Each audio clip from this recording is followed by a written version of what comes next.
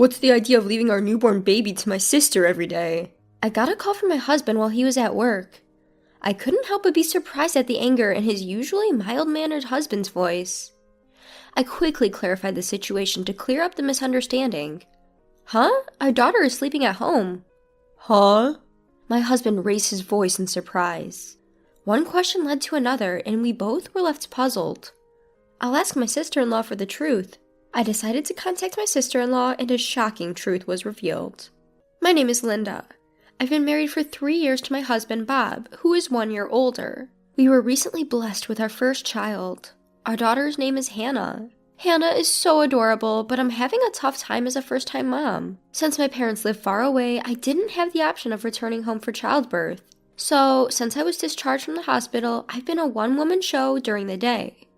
It wouldn't be an exaggeration to say that I've managed to get by thanks to Bob, who is very attentive to Hannah. Even when he's tired from work, he never complains, whether Hannah is having trouble falling asleep or waking up crying in the middle of the night.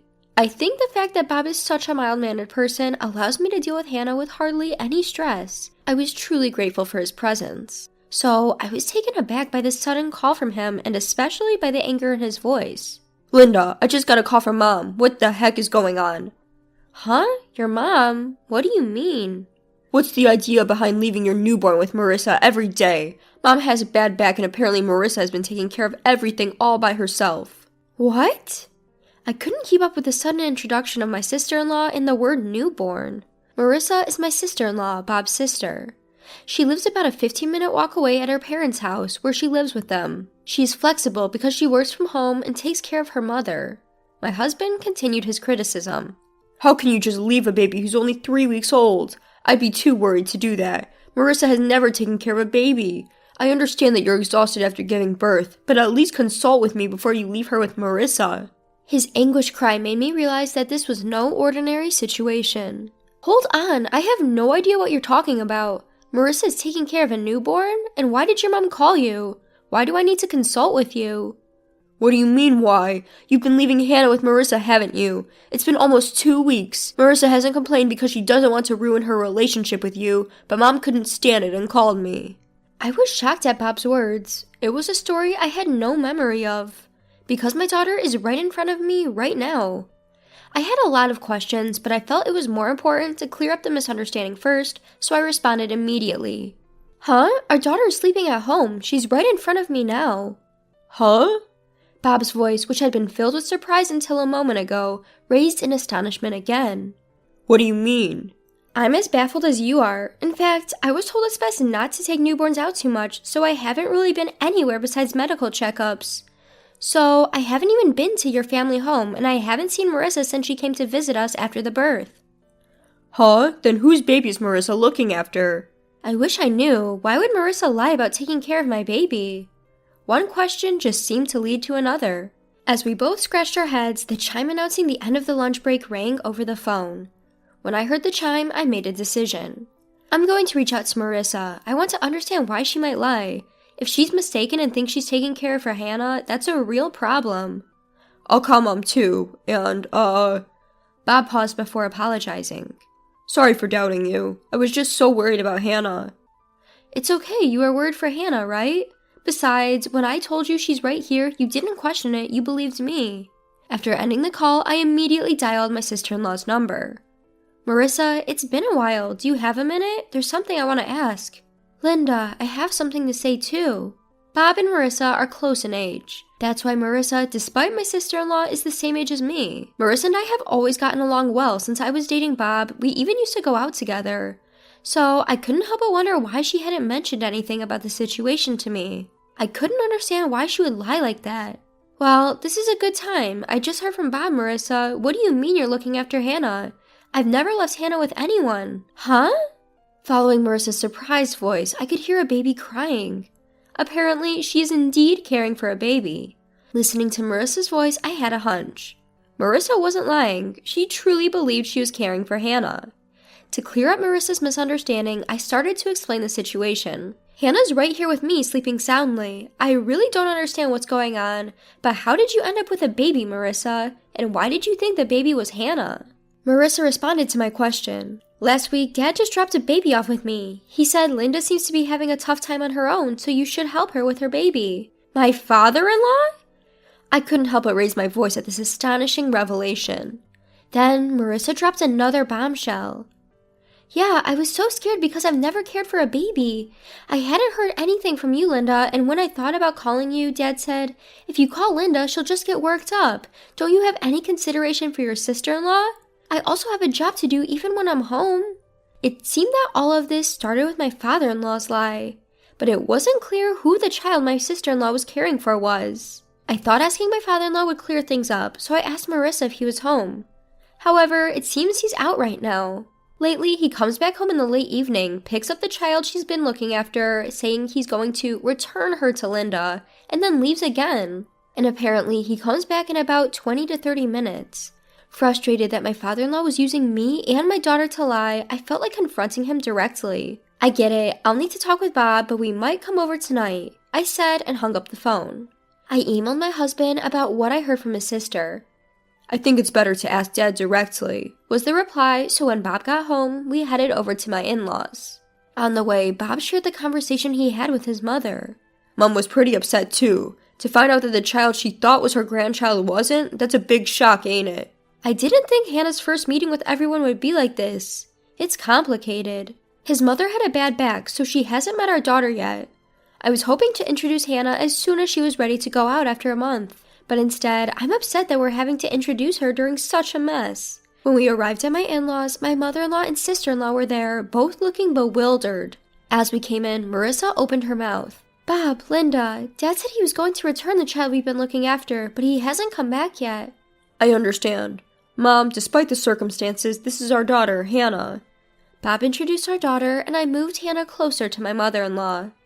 Seeing Hannah, my mother-in-law's face softened. She's adorable. She looks just like Bob when he was born. I'm so glad to finally meet her.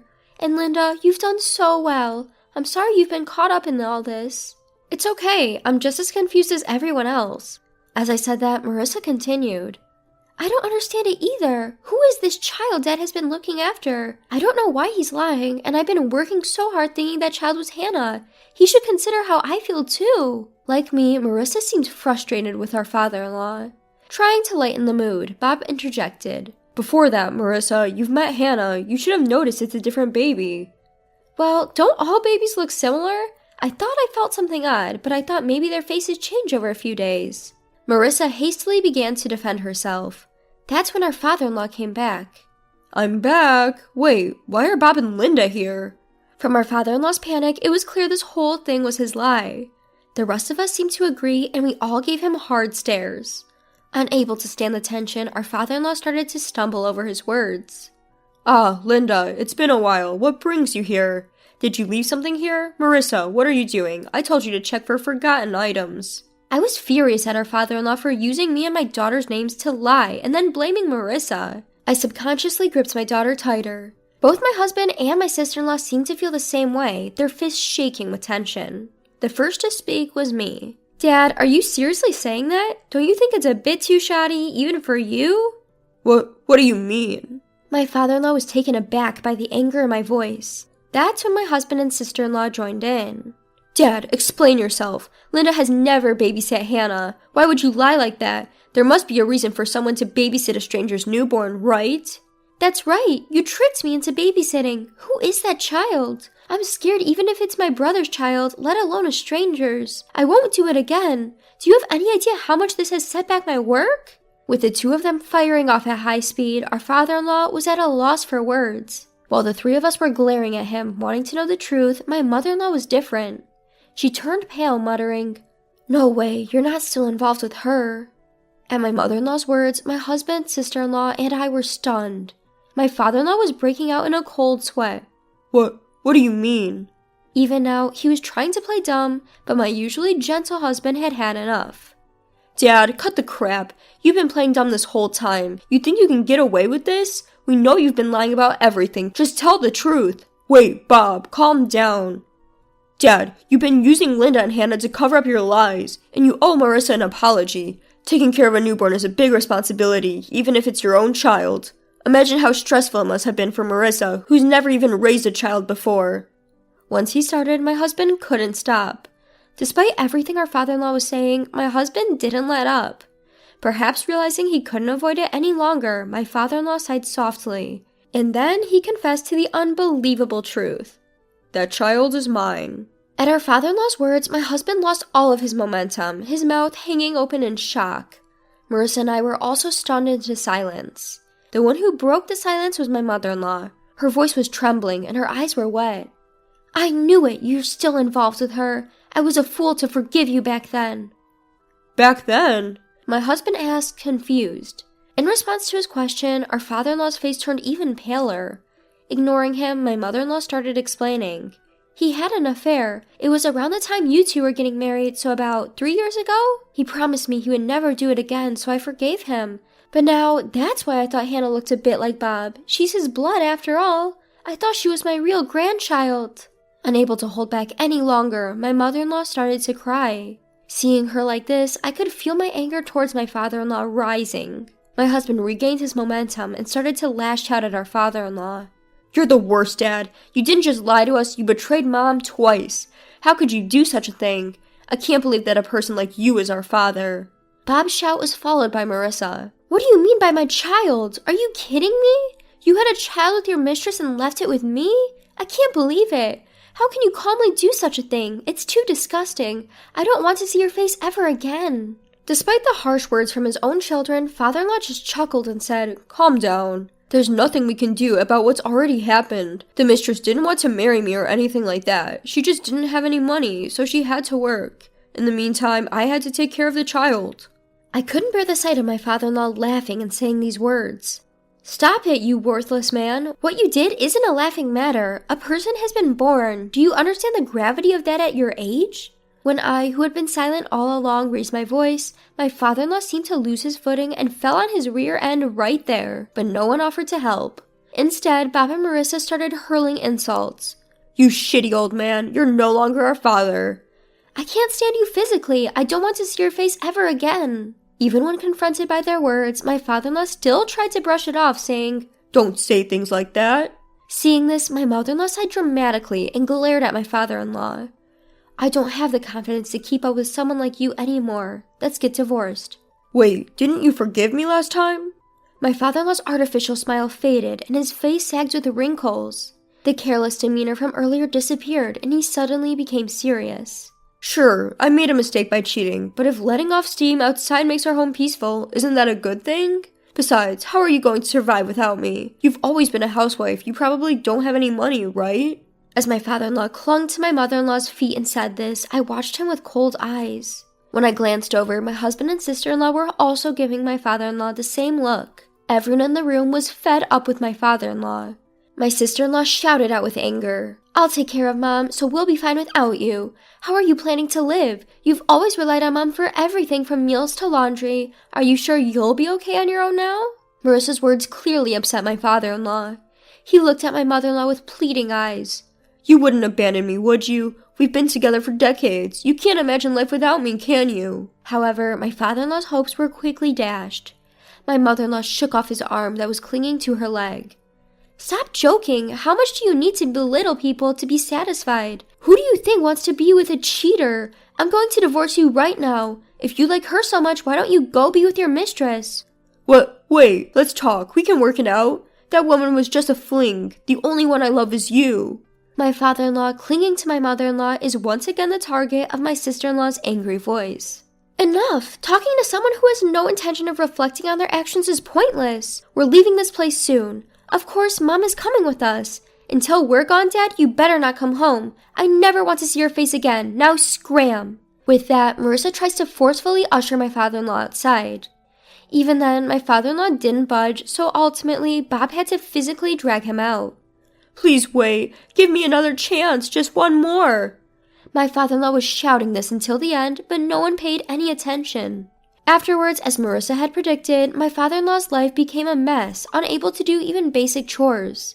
Unable to endure living in his increasingly cluttered and dirty house, he tried to rely on his mistress, but it seemed she turned him away at the door. The mistress apparently has no intention of marrying my father-in-law either. Since there was no one left to look after the children, the mistress became unable to go to work, and with no income, she started demanding that my father-in-law compensate for the alimony. Currently, they are even going to court to dispute matters such as child support. Meanwhile, my sister-in-law and mother-in-law moved to an apartment not far from our house. As more than a month has passed since the birth, I've started visiting them with Hannah more frequently. I've continued my friendly relationship with Marissa as if nothing has changed, and my relationship with my mother-in-law is also good.